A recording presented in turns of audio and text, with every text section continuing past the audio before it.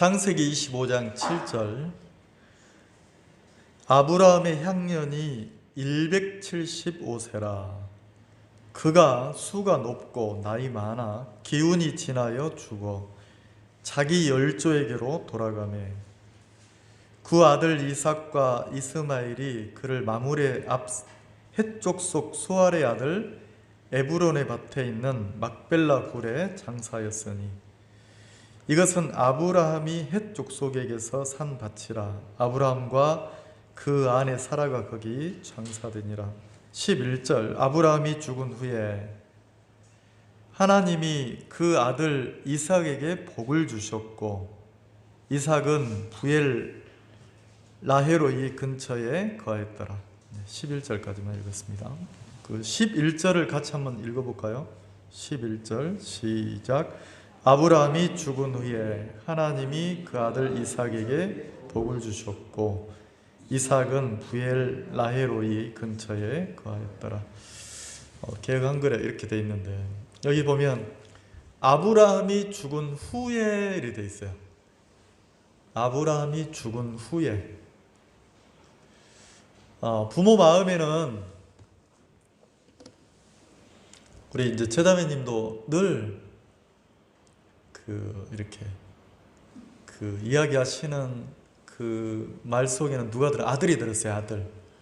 아들이 들어 있어가지고 아이고 우리 아들 결혼해야 되는데 우리 아들 늘 이러시거든요. 그게 이제 부모의 마음이죠. 나이가 차니까 아들이 가정을 꾸리고 결혼을 해서 행복하게 사는 것을 이렇게 보고 싶잖아요. 내가 죽어도 내 자식이 이렇게 내가 죽고 난 이후에도 이렇게 행복하게 살기를 바라는 게 부모 마음이잖아요. 근데 여기 보면 어떤 내용이 나오냐면 주제가 아브라함이 아니에요. 주제가 아브라함이 아니고 아브라함이 죽은 후에 그랬어요. 그러니까 아버지 아브라함이 죽은 후에 이제 그 관심이 어디로 넘어가냐면 아브라함이 살아생전에 하나님이 아브라함을 부르셨고 그리고 하나님이 아브라함과 동행하셨고 그리고 하나님이 아브라함을 신앙을 전혀 모르던 사람을 하나님을 섬기는 신앙인으로 믿음을 가진 사람으로 믿음의 표상으로 하나님이 이렇게 아브라함을 이끌어 오셨다는 거죠. 그리고 끝이 아니라 이제는 하나님이 아브라함을 믿음의 사람으로 딱 세우시고 그리고 그 아브라함이 죽었어요. 죽을 때 보면 몇 살에 죽었습니까? 7절에 보면 아브라함의 향년이 그랬으니까 이 향년이란 뜻이 뭐냐면 그냥 살 만큼 살고 죽었다 이 뜻이 아니에요. 순간순간 매일매일 하루하루를 하나님의 인도 속에 살았다는 거예요. 하나님의 인도 속에서 하나님과 함께 하면서 하나님의 인도 속에서 살아온 아브라함이 몇 년을 살았냐면 175세라 그랬단 말이에요. 그러니까 175세에 죽었죠.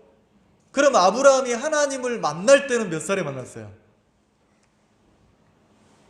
75세에 아브라함이 75세에 하나님이 아브라함에게 나타나서 본토 친척 아비집을 떠나라. 지금까지 네가 살았던 네 고향, 네 조상 대대로 살아왔던 네 아버지 집, 친척 그 집을 떠나라. 떠나는 게 쉽지 않잖아요. 그러면 이제 하나님 없이 살다가 아브라함이 그때부터 하나님의 약속의 인도를 받고 하나님이 지시한 땅으로 가서 이렇게 사는데 방금 어떤 형제 간증한 것처럼 아브라함이 어떻게 보면 용을 쓰듯이 애굽에 내려가서 안 죽으려고 자기 아내를 여동생이라고 속이고 이러잖아요. 그러니까 믿음 없는 모양이 막 나오잖아요. 근데 75세에 하나님을 만나서 하나님의 약속을 받고 하나님의 인도를 받는 신앙인으로 시작됐는데 몇 살에 죽었습니까? 175세에 죽었으니까 몇 년 동안 하나님의 인도를 받은 거예요? 100년. 뭐 요 당시에는 오래 살 때니까 100년 동안 하나님과 동행하면서, 이거는 아브라함이 하나님을 믿은 게 아니에요. 하나님이 아브라함을 믿음으로 이끄신 기간이에요. 물론 나중에는 아브라함이 이제야 네가 나를 경외함을 알았다 이랬으니까, 자 거기 한번 봅시다. 22장을 봅시다. 22장은 22장 1절에는 하나님이 아브라함을 테스트했어요. 시험했단 말이에요. 자, 언제 테스트합니까? 언제 검사를 합니까? 제품이 만들어지지 않은 상태에서는 검사를 안 해요. 검사과에서 언제 테스트를 하냐면 완제품이라고 딱 나오면 테스트를 할 때가 많잖아요. 물론 1차, 2차 테스트도 있지만 22장 1절에 보면 이 일 후에 하나님이 아브라함을 시험하시려고 그랬어요. 자, 누가 아브라함을 시험해요? 하나님이 아브라함을 시험하시려고 그 아브라함을 불렀어요. 그리고 뭐라 했냐면 2절에 여호와께서 가라사대 네 아들 네가 사랑하는 독자 이삭을 데리고 모리아, 그러니까 네 아들 네가 사랑하는 네 독자 이삭을 번제로 바치라는 거예요. 번제로. 이게 시험이었어요. 근데 종들을 데리고 가잖아요. 종들을 데리고 며칠 동안 갑니까? 3일 동안 가요. 근데 어느 정도 산 중턱까지 올라가다가 이제 산 꼭대기에 올라갈 때는 종들을 오지 마라 그래요. 그리고 누굴 데리고 가냐면 아들 이삭에게 짐을 딱 지우고, 아들 이삭에게 짐을 지우고 나무를 지락하고, 그리고 이제 어떻게 하냐면 그 제사를 드리러 가는 거예요. 이삭 아들이 묻는 거예요. 아버지, 불도 있고 나무도 있는데 하나님께 드릴 제물은 어디 있습니까? 이렇게 묻는 거죠. 그러니까 아브라함이 뭐라고 하냐면 하나님이 제물은 친히, 어린 양은 하나님이 자기를 위하여 친히 준비하시리라 이렇게 말을 해요. 친히 준비하시리라.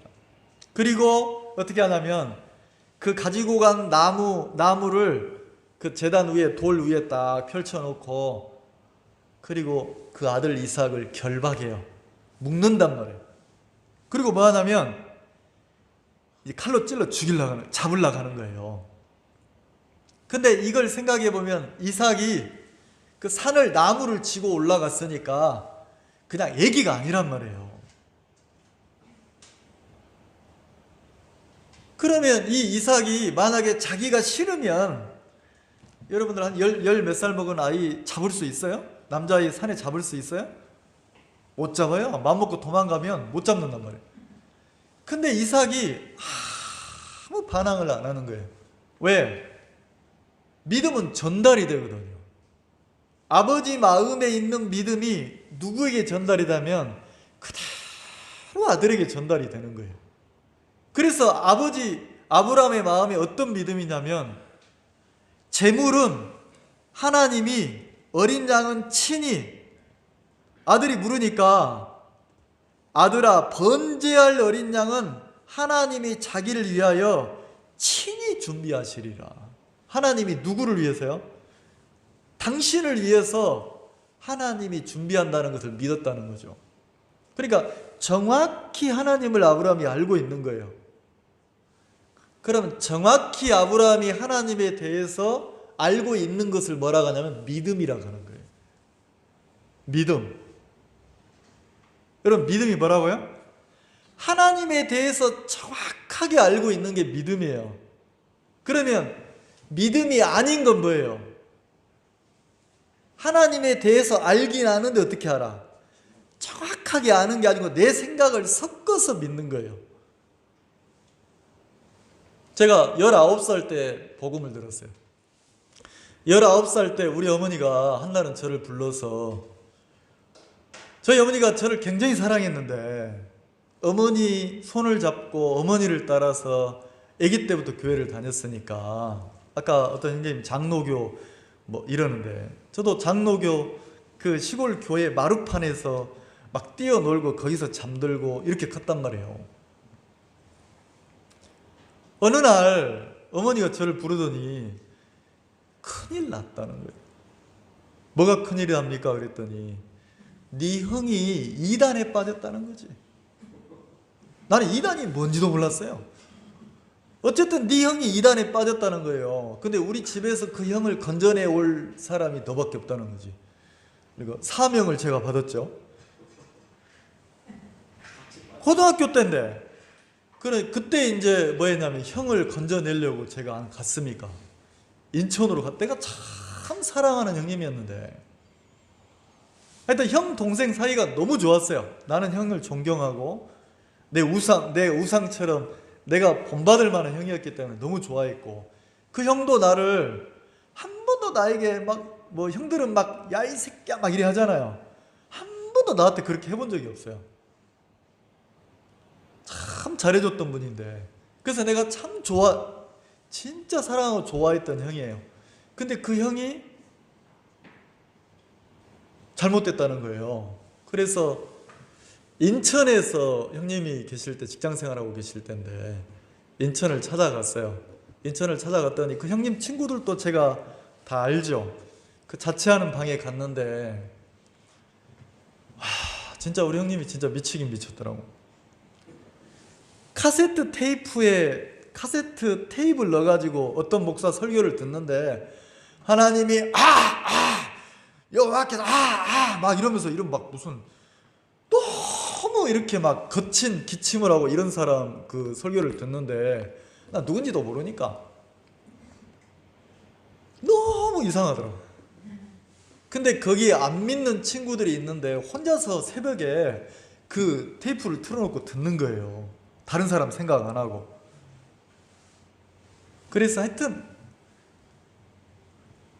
제가 이렇게 이야기를 쭉 형님하고 카페에 앉아서 커피를 마시며 차를 마시면서 이야기를, 어머니 마음을 전달을 하는데 형님이 내 얘기를 하나도 안 듣는 거예요. 그러다가 형님이 저보고 뭐라고 하냐면, 형님이 나한테 이렇게 표현, 사랑하는 내 동생아, 형 소원 한 번만 들어달라는 거예요.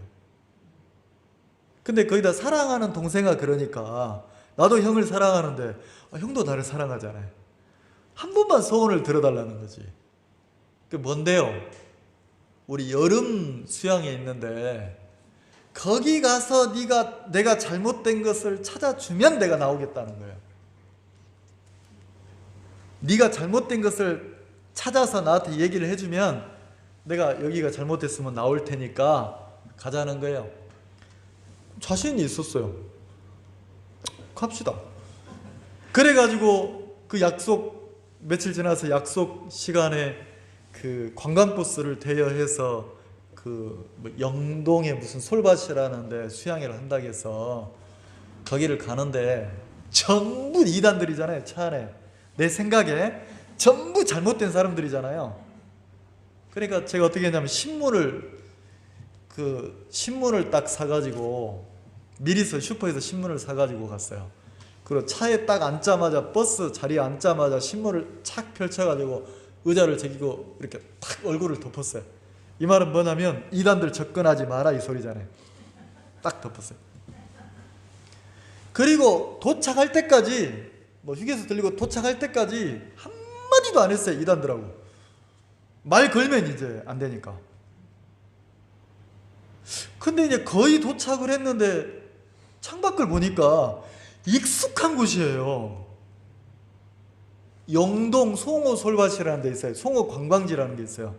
거기가 제가 어릴 때부터 여름 캠프 할 때마다 어머니하고 같이 갔던 그 관광지거든요.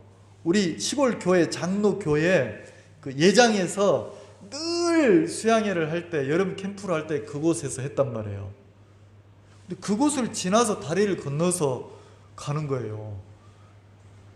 그래서 깜짝 놀랐어요. 이거 우리 캠프하는 곳인데? 이래가지고 갔는데 그 솔밭에 강가 모래사장에 텐트를 치고 그 숙소로 쓰면서 여름 캠프를 이렇게 하는, 야영을 하면서 하는 데인데,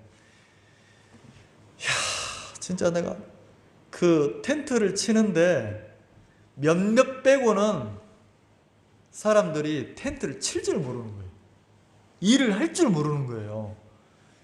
근데 저는 이제 어릴 때 시골에서 시골에서 꼴 뜯고 일하고 그 공부는 배운 적이 없고 일만 배웠으니까, 이렇게 살았으니까 삽을 딱 주면 너무 친숙해요. 삽, 낫 이런 거 잡으면 너무 친숙하고, 뭐 볼펜, 종이, 공부책 이거는 어색해요. 야, 그래서 무슨 삽을 가지고 텐트 자리를 막 만든다 하고 이러는데 너무 답답한 거예요.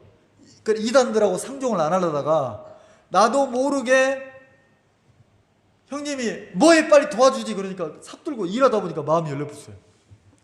삽 들고 텐트 자리를 쳐주다가 주변에 사람들이 아이고 일 잘한다 이러니까 내 마음이 확 열려붙는 거예요.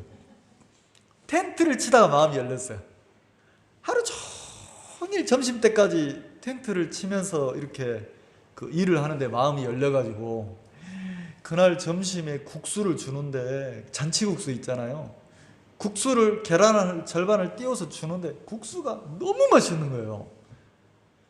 그래서 텐트 치다가 마음이 활짝 열려가지고 복음을 듣고 내가 구원을 받았어요. 신문 듣고 갔다가 땀 흘리고 일하다가 마음이 열렸어요. 어디서 마음이 열렸다고요?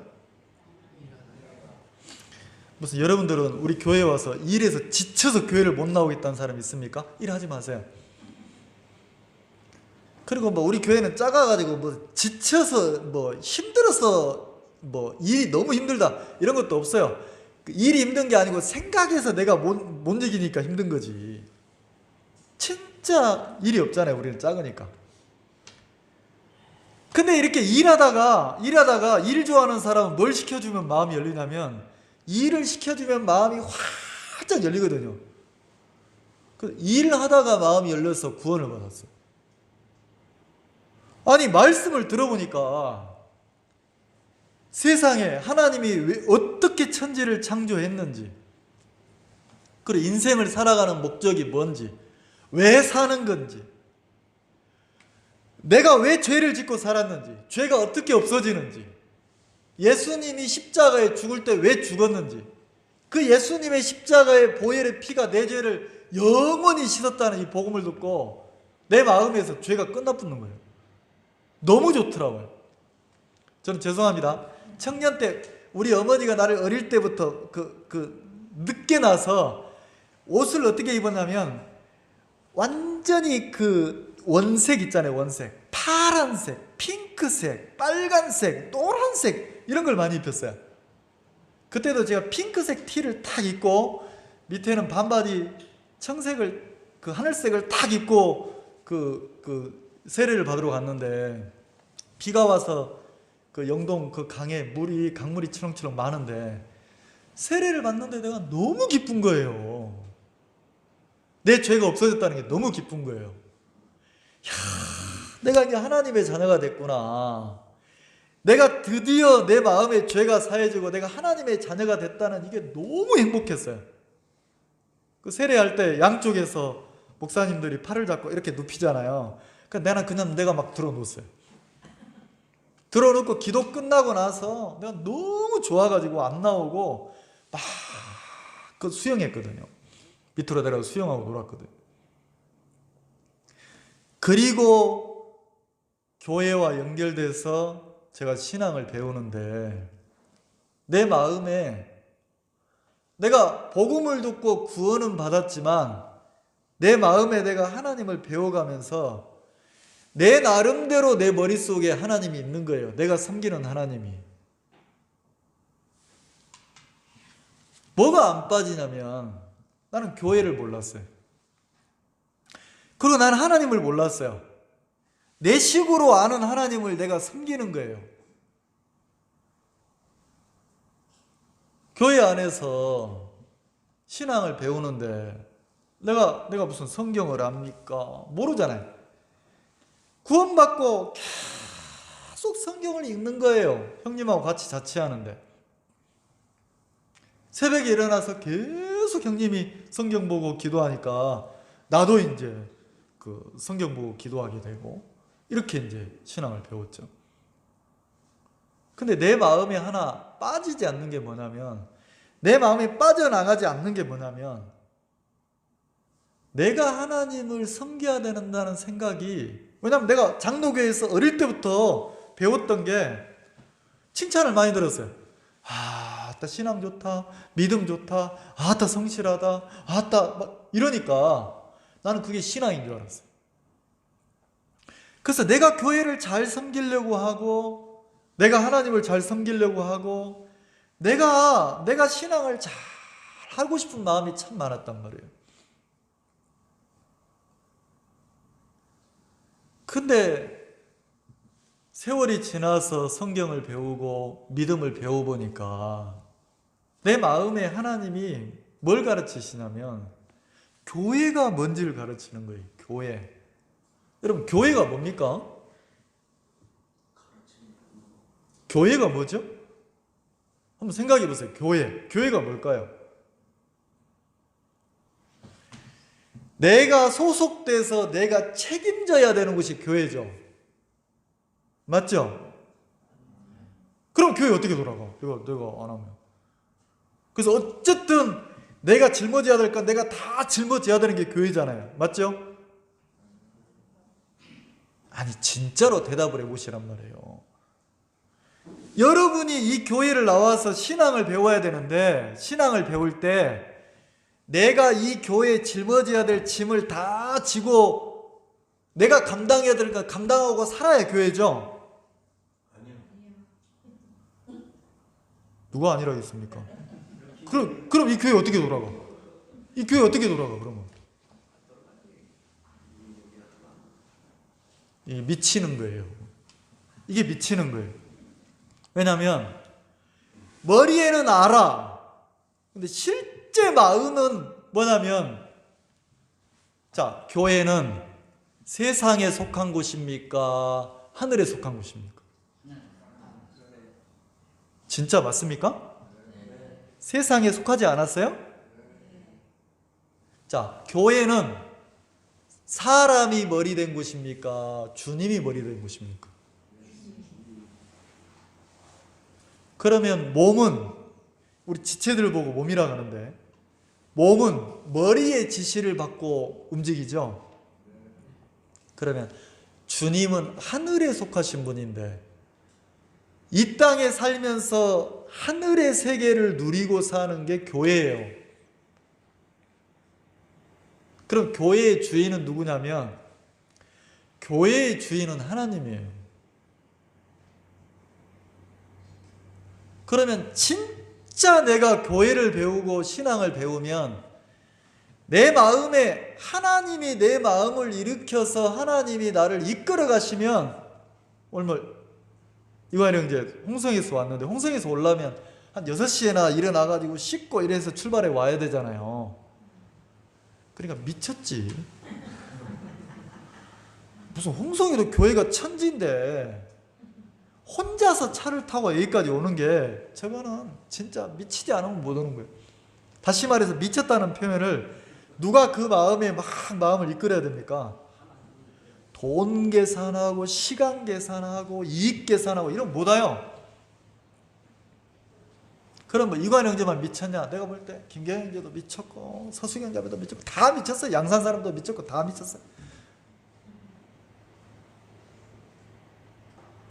근데 이 미쳤다는 표현이 너무 좋은 거예요. 왜? 하늘에 속한 사람은 주님의 마음에 이끌려서 움직여 사는 거예요. 언제까지? 순간순간을. 그러면 뭐가 어렵냐면, 여러분 뭐가 어렵냐면, 내가 아무리 머리에 알고 있어도 내가 움직일 때 내 마음의 지시를 받고 움직인단 말이에요. 그럼 진짜 교회를 내가 정확하게 알고 그 교회가 내 마음에 믿음으로 오면 나는 어떤 신앙이 시작되냐면 교회 안에서 내가 막 일하는 신앙이 아니라 하나님에게 내 영혼이 이끌림을 받는 신앙을 시작하는 거예요.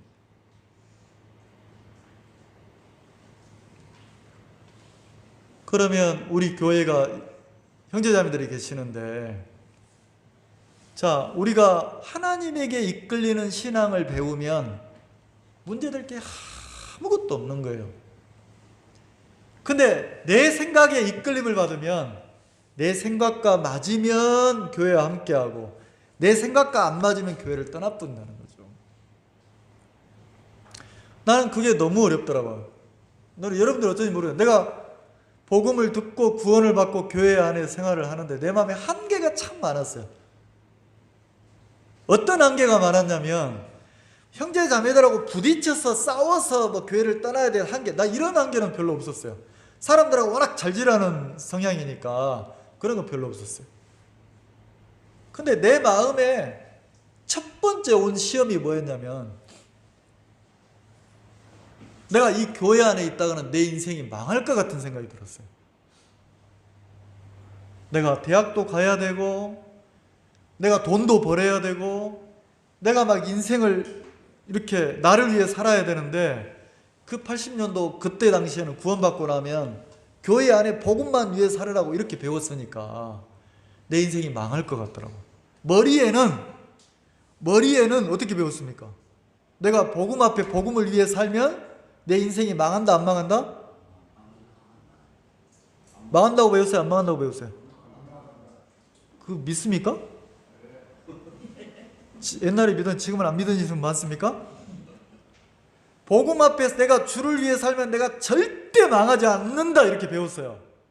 근데 그건 머리일 뿐이고 내가 그 19살 때 복음을 듣고 내 마음에 한 달 지나고 2달 지나고 6개월 지나고 이러니까 1년 지나니까 서서히 꾸물꾸물 올라오는 게 이러다 내 인생 망하겠더라고. 복음만을 위해 살면 내가 안 망한다고? 근데 내가 보니까 해야 될 일이 천진데 맨날 교회 가서 이러는 게 이게 안 맞는 거예요. 머리에서는 아는데 마음에서는 내가 뭐 해야 될 것 같습니까? 내 마음이 원하는 게 따로 있잖아요. 그래서 내가 나를 위해서 공부도 더 해야 될 것 같고 막 이랬어요. 그러다가 친구들을 보니까 대학을 가고 공부를 하고 자기 인생을 준비하고 돈을 벌고 이러는데 나는 그걸 못하는 거죠. 그래서 어떻게 했냐면 제가 교회를 1번, 2번 빠지기 시작했어요. 왜 빠집니까?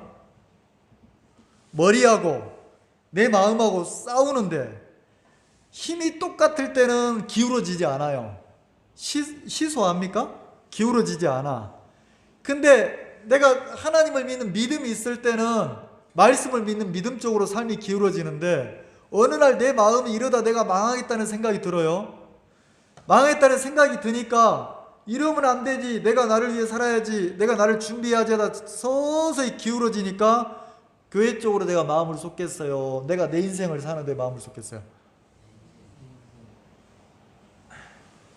그래 나중에는 내가 교회를 떠났어요. 왜 떠났냐면 내 인생 내가 한번 이렇게 잘 살아보려고 떠났어요. 떠나서 공부하고 직장 다니고 막 이렇게 하는데 왜 이렇게 찾아오는 거야, 교회에서? 계속 찾아오는 거예요. 다시 교회 나오라고.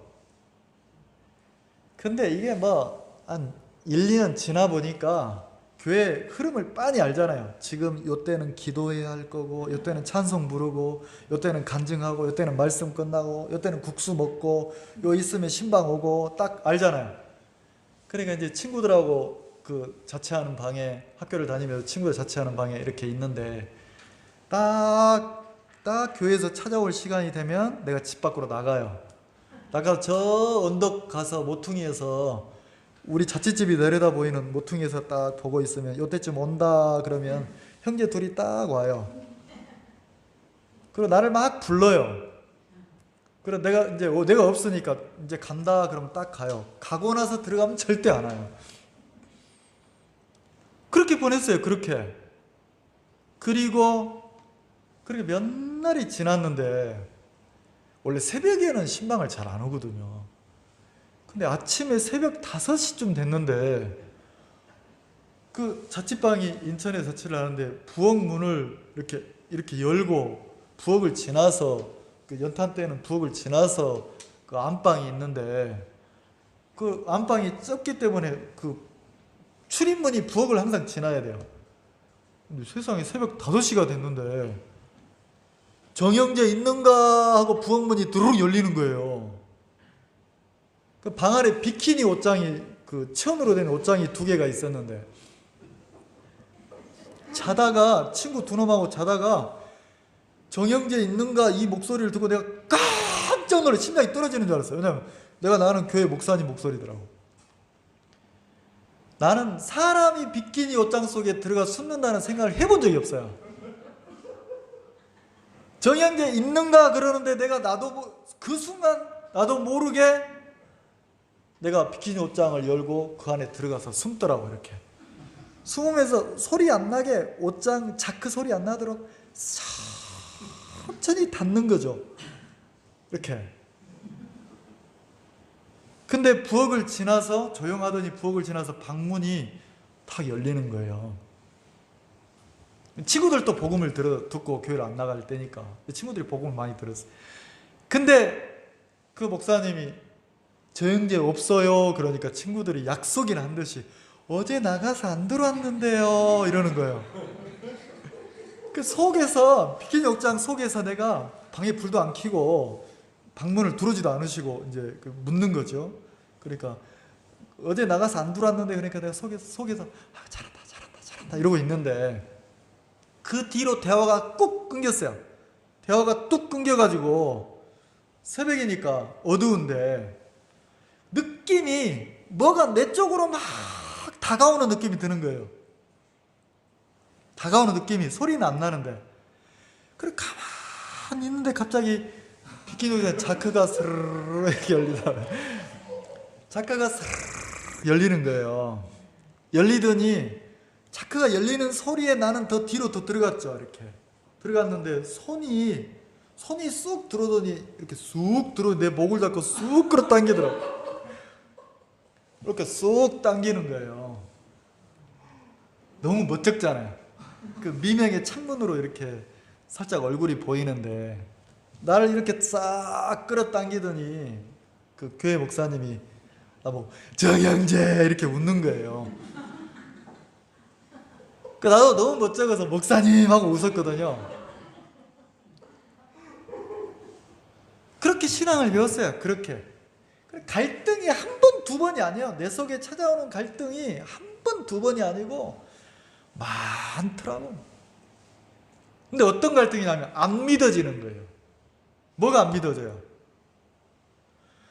믿음을 가르치면 내가 배워서 이론은 말씀은 머리에 차곡차곡 쌓이는데 실제 내 마음이 내가 할 수 없고 내가 정확하게 믿어지면 교회 안에서 내가 세워지는 것이 아니라 하나님이 일하신다는 게 믿어지면 자 주님이 앞서 일하시는 게 믿어지면 내가 염려할 게 있어요 없어요? 만약에 민우 형제가 하나님이 나에게 가정을 주신다. 하나님이 나에게 합당한 자매를 주어서 가정을 꾸리게 한다. 우리 가정을 통해서 하나님이 영광을 받으신다. 하나님이 나에게 배필을 준다는 믿음이 있으면 갈등할 게 있어요 없어요? 없죠. 근데 문제는 뭐예요? 머리에는 아는데 현실을 보니까 뭘 보니까? 현실을 보니까 내 아내 될 사람이 있어 없어? 없는 것 같은 거예요. 그러면 뭐합니까? 여기서 뭐가 올라와요? 내 생각이 올라와서 뭘 만들어냅니까? 갈등을 막 만들어낸다는 거죠. 다 형편은 달라요. 화영재는 결혼 문제 때문에, 누구는 건강 문제 때문에, 누구는 남편 문제 때문에. 꼭 내 마음속에서 끊임없이 올라오는 게 뭐냐면 내가 하나님을 믿으면 손해날 것 같고 피해볼 것 같고 내가 나를 위해서 내 길을 걸어야만 될 것 같은 생각이 내 속에서 막 올라오는 거예요. 그 싸움을 내가 싸우는데 그 싸움을 계속 싸우는 거죠. 마음에서. 다른 것과 싸우는 게 아니고 내 속에서 올라오는 생각과 말씀을 놓고 내가 말씀을 믿을 거냐, 아니면 내 속에서 현실에서 올라오는 내가 보고 느끼는 내 속에서 올라오는 내 마음을 믿고 걸음을 걸을 거냐, 이 싸움을 계속 싸우는 거예요. 여러분들은 어떨지 모르지만, 여러분들이 저를 그렇게 안 보일지 모르겠지만 저는 좀 인간적으로 성실하다는 소리를 많이 들었고, 성실하고 야무지고 일 잘한다 이 소리를 많이 듣고 컸어요. 어릴 때부터 그렇게 컸어요. 그래서 무슨 나는 일이 무섭거나 두려워 본 적이 없어요. 이건 뭐 내 자랑을 하는 게 아니고 어떤 일을 딱 맡겨주면 저 일을 어떻게 하지? 이 생각이 안 들어요. 부딪히면 되지, 하면 되지. 그리고 어떤 일을 딱 보면 일을 딱 보는 순간 뭐가 나오냐면 착착착착 계산이 딱 나와요. 물론 이제 전문가들이 보면 완전히 무슨 뭐 아마추어지만 일을 볼 때 겁이 안 난단 말이에요. 왜요? 어릴 때부터 막 부딪혀 살아봤으니까. 한 번도 내 아버지가 한 번도 일을 하면서 이거 못하겠다 이렇게 내가 아버지를 본 적이 없어요. 어떻게 해서든 그 일을 해내는 아버지 밑에서 크니까 일이 겁나지가 않은 거예요. 그래서 내 마음속에 뭐가 많이 자리 잡고 있냐면 하면 되지, 이 마음이 너무 많은 거예요. 그래, 교회를 배우면서 내 마음의 갈등이 뭐냐면 교회는 하나님이 살아계신대요. 이걸 배웠어요. 하나님이 살아계시고 하나님이 머리 되시고 하나님이 주인 된대요. 그래서 하나님이 교회 안에서 어떻게 일하시는지를 보고 배우는 게 신앙이라고 내가 머리에서는 아는데 실제 내가 삶을 살면서는 나는 그렇게 안 살았어요. 그리고 내 마음에 너무 어려운 게 뭐였냐면 그렇게 배웠어요. 머리로는 아는데 누가 모든 일을 다 해야 됩니까? 내가 감당하고 내가 일을 이렇게 살아왔기 때문에 이게 익숙되어 있기 때문에 저 전에 우리 교회 한번 오신 내 친구 신삼일 형제라고 아시죠? 삼일하고 친하게 지냈어요. 결혼도 일주일 상간으로 결혼했는데, 그리고 또 제가 그 친구 그 못된 놈이 나를 속여가지고 한날은 나를 뭐라고 하냐면 그 친구가 나보고 정관수술하러 가자는 거예요. 정부에서 돈 대준다 하면서. 나는 애를 5을 낳고 싶었거든요. 아이를 많이 낳고 싶었는데, 그래 내 아내한테 얘기했어요. 아내한테 얘기했더니 내 아내가 뭐라고 하냐면 나보고 언제까지 우리가 육신적으로 살 거네요. 복음 앞에 믿음으로 살아야지. 언제 애만 낳고 키울 거냐는 거예요. 정관수술을 하라고. 그래가지고 그 친구 따라가서 제가 정관수술을 했습니까? 그때는 정부에서 산하정책으로 관을 묶는 게 아니고 아예 잘라서 버리는 거예요. 다시는 애 못 낳도록. 그래가지고 쌍둥이 한 번 낳고 애를 못 낳았잖아요. 그 친구 하나 잘못 만나가지고. 유튜브로 말씀 들을 건데, 그 나쁜 놈. 근데 이 친구하고 이렇게 신앙을 이렇게 하는데 내가 이 친구하고 차에 앉아서 그런 이야기를 많이 나눴어요. 야 삼일아, 그 친구는 나보고 야 정형제 너 약속 받았냐? 나한테 막 이러는 거죠. 그럼 내가 무슨 약속을 받냐, 아이고. 그리고 뭐라고 하냐면 내가 그 친구한테 내 속 얘기를 많이 했어요. 나는 이 교회가 참 좋은데 내가 마음에 안 드는 게 있다. 이놈의 교회는 맨날 하나님이 안 난다. 하나님이 아니, 하나님이 하시는 게 있고 내가 해야 되는 일이 있는 거지. 무슨 맨날 하나님이 한다고 하고 우리는 못 한다 하냐. 자, 삼일아 잘 봐라. 내 차를 가지고 잘 봐라. 핸들을 내가 왼쪽으로 틀어볼게. 차가 어디로 가는지 봐라. 싹 틀었어요. 어디로 가냐? 왼쪽으로 가지. 누가 틀었냐? 내가 틀었잖아. 자, 나 다시 봐라. 오른쪽으로 틀어볼게. 차가 어디로 가냐? 오른쪽. 누가 틀었냐? 자, 하나님이 한 거냐? 내가 한 거냐? 내가 그 친구한테 그러는 거죠. 내가 한 거냐? 하나님이 한 거냐? 그러니까 나는 뭐가 안 빠지냐면, 내가 교회 안에서 내가 뭔가를 감당하고 해야 된다는 생각이 내 마음에 안 빠지는 거예요. 그리고 내가 뭐 한 사람이라고요? 성실한 사람이란 소리를 듣고 컸다니까. 성실한 사람은, 성실하다는 말이 뭐예요? 누가, 자기 할 일은 누가 해야 돼? 오해하지 마세요. 자기 할 일을 하지 말자 이 소리가 아니에요. 내가 일하기 때문에 교회가 돌아가고 내가 하기 때문에 뭔가 이루어진다는 생각이 내 마음에 강한 거예요. 근데 말씀은 뭐라고 합니까? 말씀은 누가 한다고 합니까? 내가 너를 이끌어서 믿음의 사람으로 내가 만들겠다고 하나님이 아브라함을 불렀잖아요. 그러면 하나님의 이끌림을 받은 아브라함의 모습은 부끄러운 것밖에 없어요. 아내 팔아먹고. 왜 팔아먹어요? 누가 살라고? 자기가 잘못하면 죽을까 봐 자기 하나 살려고 아내를 뭐해? 팔아먹는다는 거죠.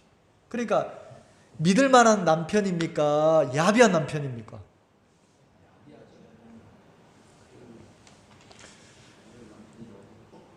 그러면 자, 여러분들이라고 하면 좀 이상할까요? 우리 집사람 저기 있는데, 우리 집사람이 단 위에 올라와 있는 정택균이를 보면 무슨 마음 들겠어요?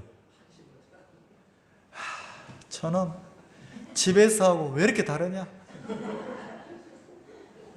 저놈 단에서 안 늘었으면 좋겠다.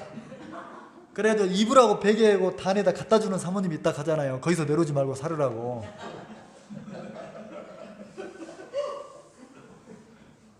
왜요? 아내는 남편하고 살아보니까 어때요? 본 면목을 알아 몰라? 근데 요구할 게 못 돼. 내가 또 저 사람을 바라보면 그 나물에 그 밥이라.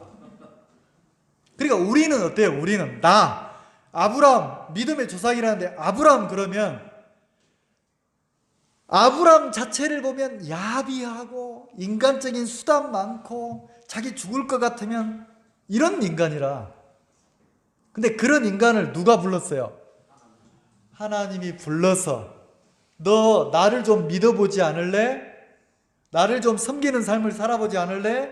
내가 너를 믿음의 조상으로, 믿음의 표본으로 내가 너를 만들어줄게. 누가 이끌겠다는 겁니까? 하나님이. 근데 나는 이 교회를 만나고 복음을 듣고 교회 안에 들어와서 누가 믿음의 사람으로 내가 합당한 믿음의 사람이 되려고 애를 많이 썼단 말이에요. 이 말 표현 좀 이해 가십니까?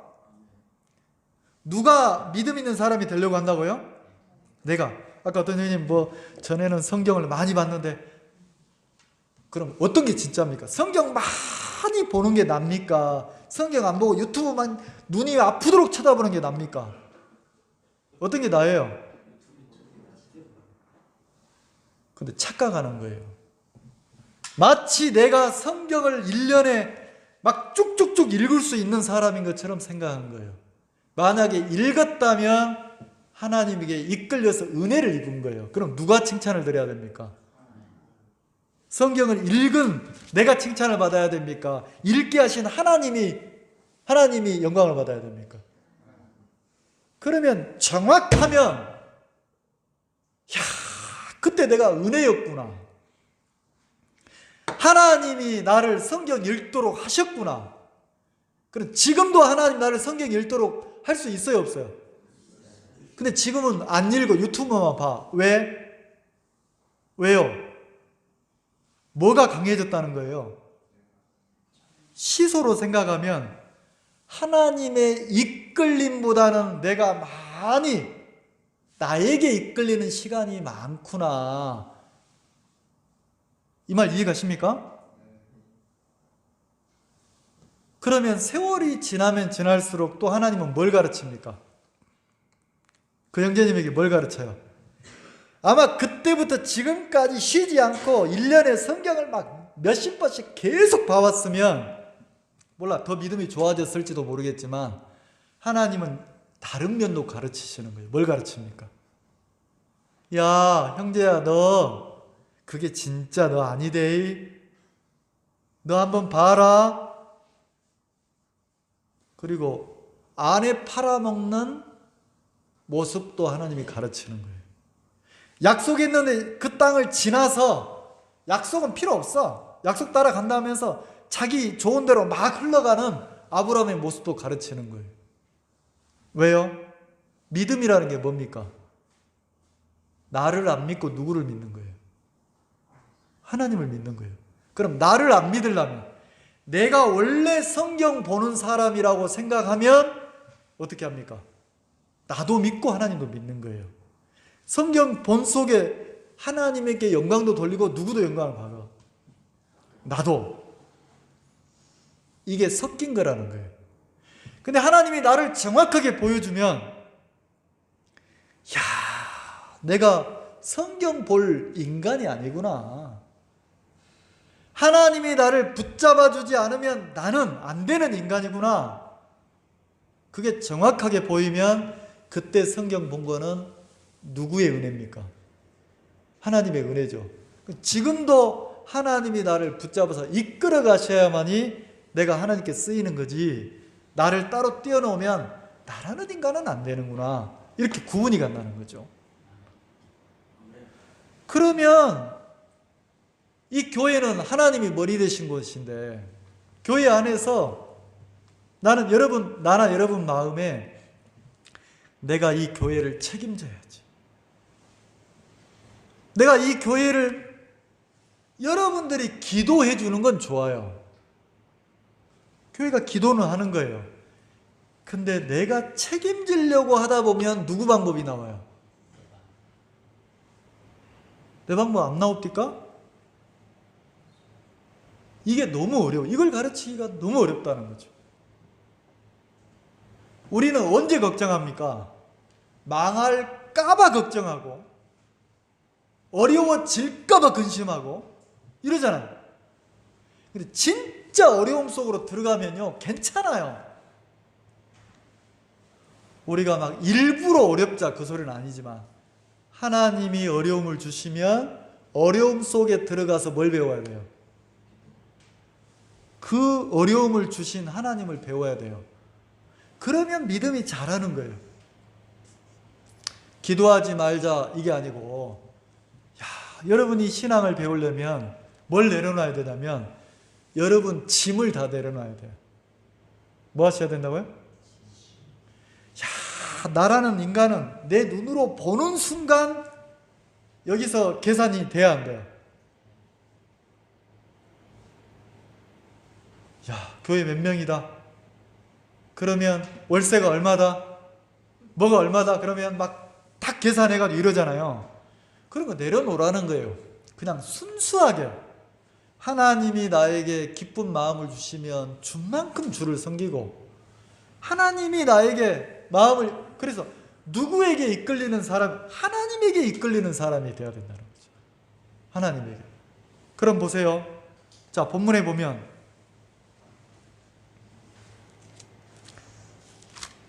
창세기 25장 봅시다.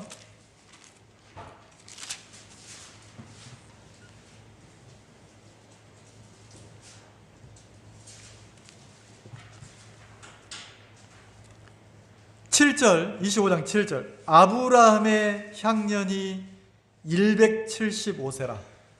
175세 100년 동안 하나님의 인도를 받았어요. 다시 말해서 뭘 경험했냐면 하나님을 100년 동안 경험을 한 거예요. 자, 그러면 여러분들도 하나님을 거듭나서 하나님을 만난 때가 있죠. 그리고 지금까지 세월이 지나왔죠.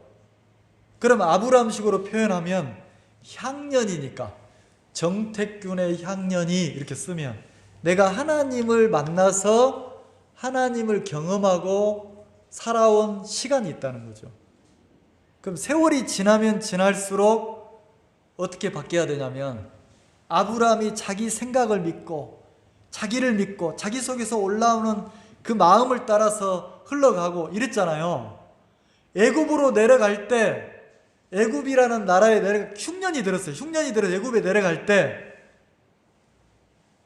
자기 아내가 너무 예뻐가지고 혹시 애굽 사람들이 자기 아내를 빼앗아 가려고 나를 죽일지 모른다는 생각이 올라왔죠. 그래서 아내 보고 의논해가지고 여동생이라게라 여동생이라게라 이랬잖아요. 뭐 때문에? 자기가 죽을까봐. 그래, 이거는 씻을 수 없는 부끄러움이잖아요. 씻을 수 없는 부끄러움. 근데 그런 모습이, 그런 자기가 있다는 걸 언제 알았어요? 아브라함이 하나님에게 부름을 받기 전에는 몰랐어요. 근데 하나님의 약속을 따라오다 보니까 내 속에 그런 게 들었는 거예요. 그러면 하나님을 경험했죠. 어떤 하나님을 경험했습니까?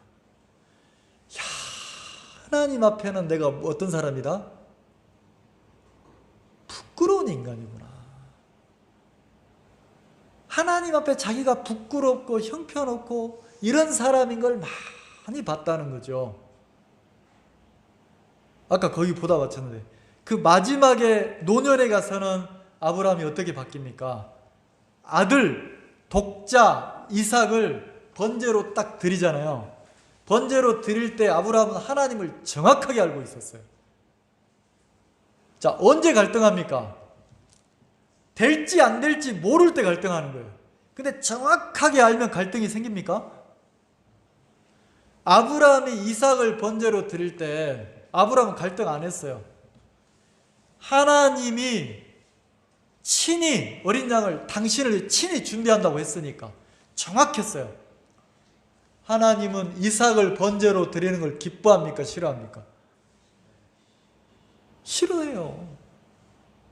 하나님이 살아있는 사람을 제사로 드리는 걸 싫어한다고 되어 있잖아요. 성경에. 그걸 정확하게 알았다는 거예요. 그 번제를 통해서 하나님이 뭐라 하겠냐면 거기 잠깐 보려고 말하는 22장 다시 봅시다. 22장 12절.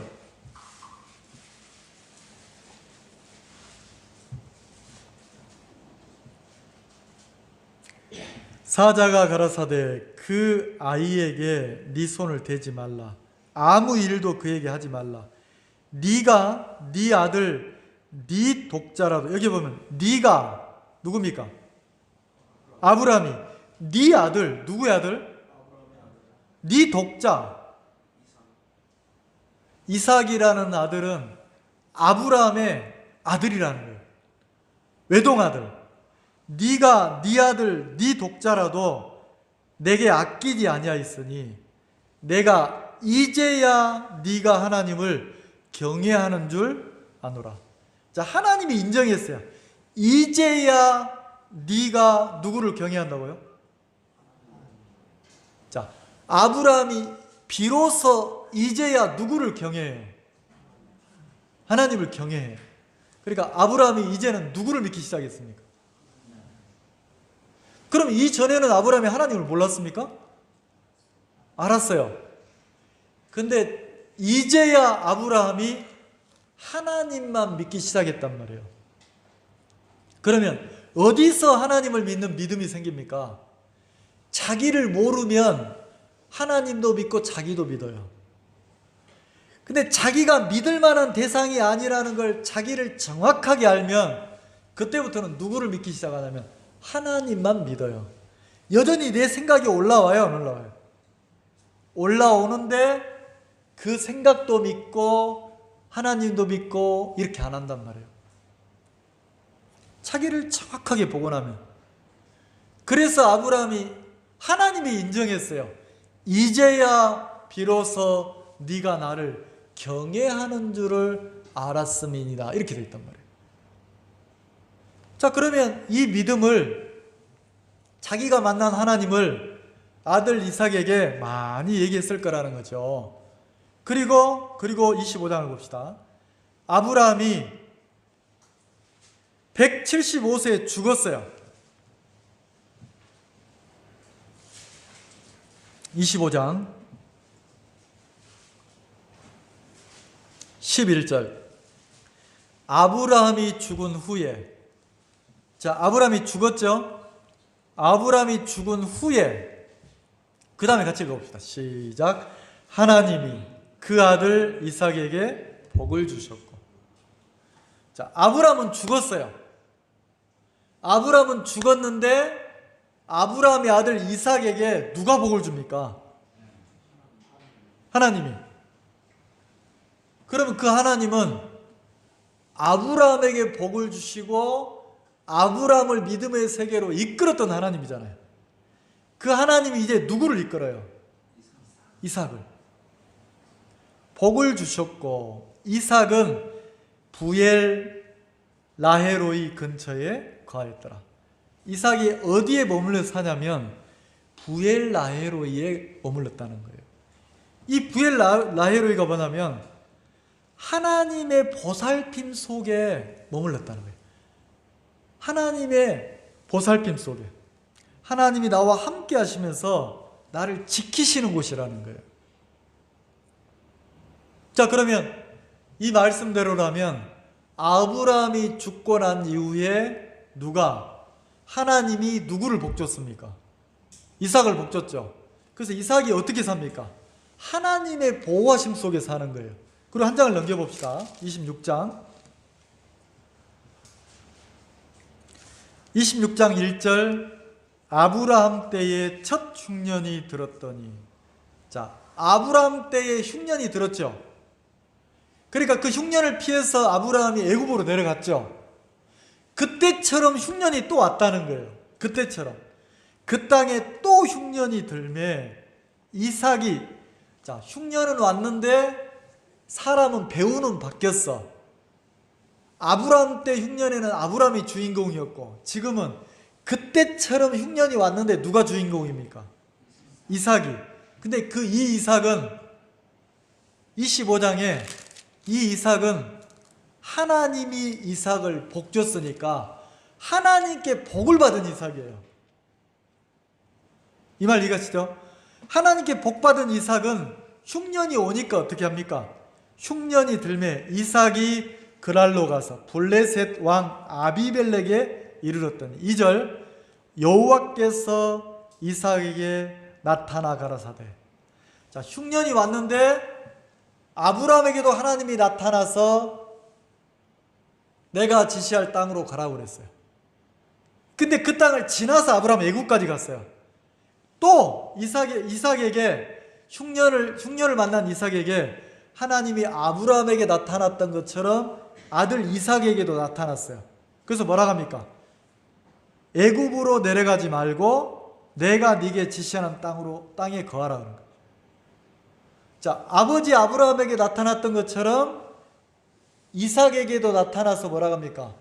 애굽으로 내려가지 말고 내가 너에게 지시할 땅에 머물라는 거죠. 그러면서 뭐라고 합니까? 3절 4절은 내가 네 아버지 아브라함을 복줬던 것처럼 나 하나님은 너에게 복을 주는 하나님이다. 내가 너에게 복을 주고 싶다. 그래서 흉년을 피해서 가라 가지 마라.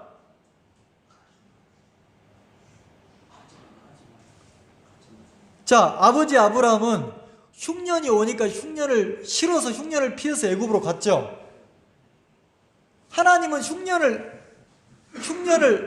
아브라함에게 흉년을 통해서 가르치고 싶은 게 있었잖아요. 근데 아브라함은 흉년을 피해서 애굽으로 갔어요, 안 갔어요?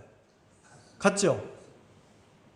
근데 이삭에게는 뭐라고 합니까? 이삭은 하나님께 복을 받은 사람인데 그 복이 뭐냔 말이에요. 똑같은 흉년인데 이삭에게 하나님이 흉년을 피해서 다른 땅으로 가지 말라는 거예요. 내가 지시할 땅에 있으라는 거지. 흉년이 있는 땅에 있으라는 거예요. 그러면서 뭐라고 말을 합니까? 나는 네 아브라함을 복줬던 하나님이다. 그러면서 내가 너에게 복을 주겠다고 그랬어요. 3절, 이 땅에 유하면. 자, 이 땅이 무슨 땅이에요? 네, 피하고 싶은 땅, 두려운 땅, 흉년이 든 땅이란 말이에요. 근데 네가 이 땅에 거하면 내가 너와 함께 있어. 누가 함께 한다고요? 그러면 흉년이 있지만 하나님이 함께하면 문제가 되어야 한다. 에이, 거짓말 하시네. 자, 흉년이 있지만 하나님이 나와 함께 하시면 문제가 됩니까? 안 됩니까? 진짜 안 됩니까? 근데 문제가 되면 하나님이 함께 하신다는 건 머리에 알고 흉년을 피해서 애굽으로 가야 안 가요? 세상 내 방법으로 간다는 거지. 아브라함이 그랬잖아요. 물론 아브라함이 거기서도 이끌었지만 믿음의 단계가 달라요. 이삭하고 아브라함은 많이 다르다는 거지. 모양은 똑같아. 아내를 팔아먹는 모양은 똑같은데 하나님의 인도는 달라요. 단계가. 그래서 흉년 있는 땅에 하나님이 이삭 보고 거기 있으라는 거예요. 그럼 이삭의 마음도 흉년 속에 들어가고 싶습니까? 피하고 싶습니까? 피하고 싶다는 거죠. 근데 하나님 거기 있으라는 거예요. 뭐라고 말을 합니까? 이 땅에 유하면, 지시하는 땅, 이 땅에 유하면 내가 너와 함께 있어. 그 다음에 뭐라 합니까? 너에게 복을 주고. 누가 복을 줘? 하나님이. 내가 이 모든 땅을 너와 내 자손에게 주리라. 내가 네 아비 아브라함에게 맹세한 것을 이루어 그랬어요. 4절, 내 자손을 하늘의 별과 같이 번성케 하며 이 모든 땅을 네 자손에게 주리니 네 자손을 인하여 천하 만민이 복을 받으리라. 나는 이 말씀이 너무 좋은 거예요. 내가 네게 지시하는 땅에 거하라. 흉년이 있는데, 어려움이 있는데, 문제가 있는데 떠나지 말라는 거지. 그럼 우리식으로 표현하면 어려움이 오면 그 어려움 속에 들어가 보라는 거죠. 흉년이 오면 흉년 피하지 말고 흉년 속에 한번 들어가 보라는 거예요. 하나님 왜? 내가 너와 함께 있겠다는 거예요. 내가 너와 함께 있고 함께 있는 것뿐만 아니라 내가 너를 복주겠다는 거예요. 그러면 내가 흉년 속에 들어가서 나와 함께 하시는 하나님을 배우면, 그 속에서 나를 도우시는 하나님을 배우면 약해집니까? 믿음이 강해집니까?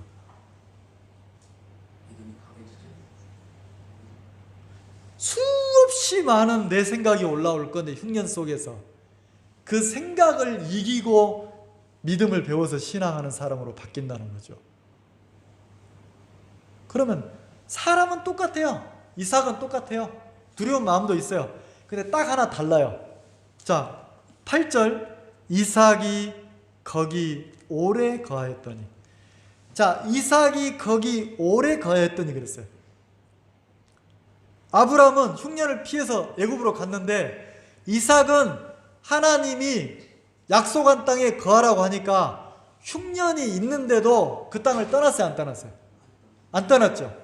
그리고 하나님이 지시할 때까지 오래 있었어요. 오래 거기에. 근데 이삭도 두려워서 아내를 팔아먹어. 똑같아, 인간은. 근데 약속 안에 머물러 있는 이삭하고 아브라함하고 많이 차이가 나더란 말이에요. 이삭이 거기 오래 거했더니, 오래 머물렀죠. 근데 보세요, 12절 같이 한번 읽읍시다. 12절 시작. 이삭이 그 땅에서 농사하여 그의 백배를 얻었고 여호와께서 복을 주심으로. 자, 이삭이 그 땅에서 농사하여 그랬어요. 그 땅은 어느 땅입니까? 네, 1절에 있는 땅이에요. 흉년 들었던 땅, 피하고 싶었던 땅. 근데 그 땅에 하나님을 의지해서 그 땅에서 농사를 지었다는 거죠. 오랫동안 거했다는 거죠. 하루 이틀이 아니고 하나님이 있게 하는 동안 오래 있었다는 거예요. 근데 오래 있었는데 결과는 농사를 했는데 몇 배를 거뒀어요? 100배. 그럼 투자할만 하잖아요. 100배를 거뒀다는 거지. 그리고 여호와께서 복을 주심으로. 자, 여호와께서 계속 누구를 복줘? 이삭을 복주죠. 13절. 자, 13절 뭐라고 되어 있습니까? 그 사람이 창대한다는 말이 뭐냐면 멈춰 있는 게 아니에요. 계속 커지는 거예요. 왕성하여 멈추지 않았어요. 계속해서 이삭이 멈추지 않고 계속 하나님의 약속을 믿고 앞으로 전진했다는 거예요. 마침내 뭐가 됐다고요? 마침내 계속 더 커져 풍성해졌다는 거죠. 14절에 양과 소가 떼를 이루고 양과 소가 점점 많아지고 노복이 심히 많음으로 그랬잖아요. 노복 뭡니까? 노비들이 자기 하인들이 많아진 거예요. 어느 정도로 많아졌어요? 블레셋 사람이 그를 뭐하여? 시기하여. 그러니까 믿지 않는 사람들이 시기할 정도로 이삭이 어떻게 됐습니까? 시간이 지나면 지날수록 가면 갈수록 풍성해지고 창대해지고 막 이렇게 됐다는 거예요.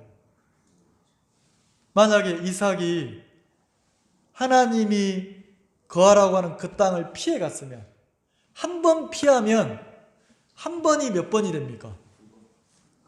두 번이 돼요. 두 번이 몇 번 돼요? 여러분 한 번, 두 번, 세 번 되면 그 다음은 습관이 되고 삶이 돼요. 계속 피하는 거예요. 근데 흉년이 와도 하나님이 그 땅에 거하라고 하니까 이삭이 거기 거했어요. 지시할 때까지 이삭이 오래 거했어요. 근데 풍성하게 바뀌었습니까? 안 바뀌었습니까? 그럼 나는 이렇게 생각이 드는 거예요.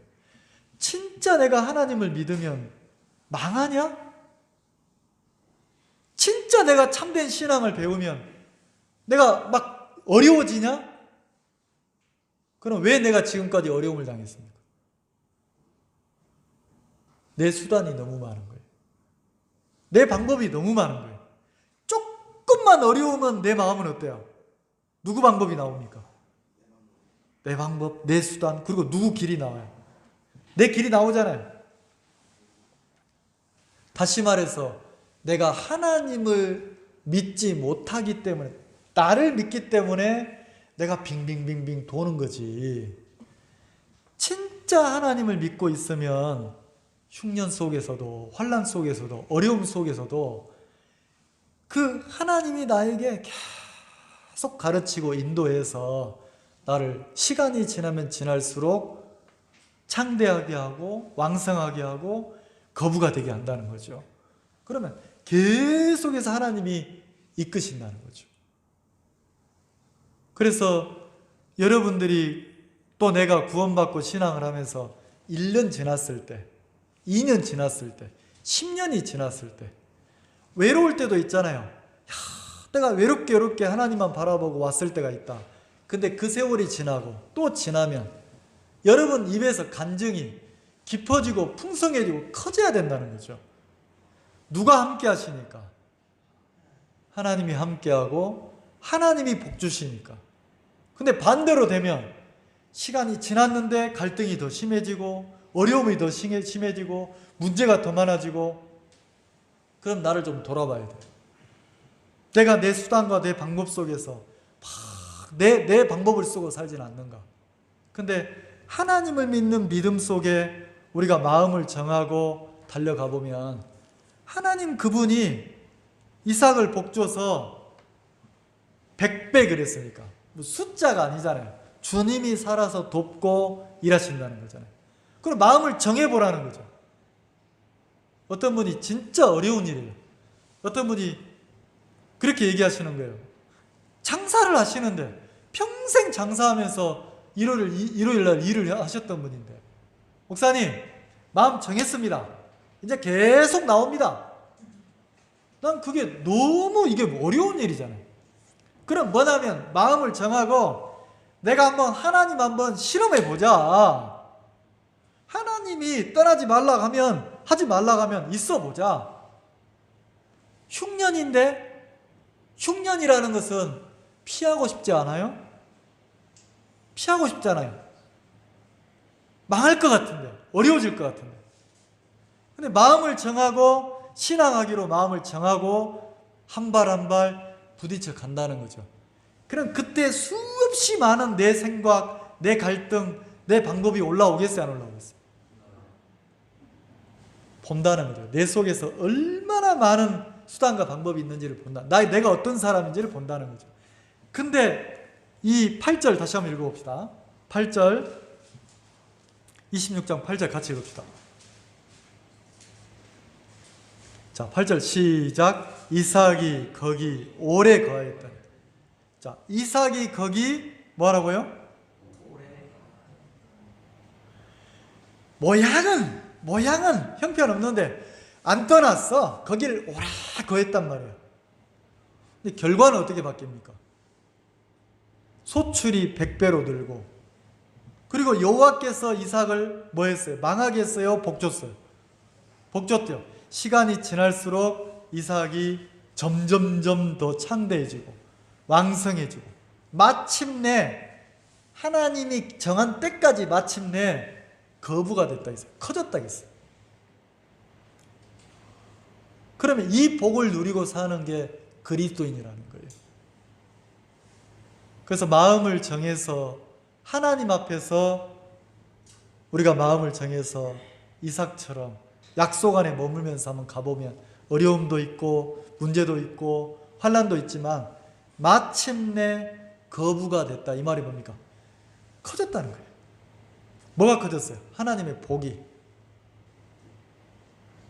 내 자신과의 싸움이에요. 신앙이. 내 자신과의 싸움.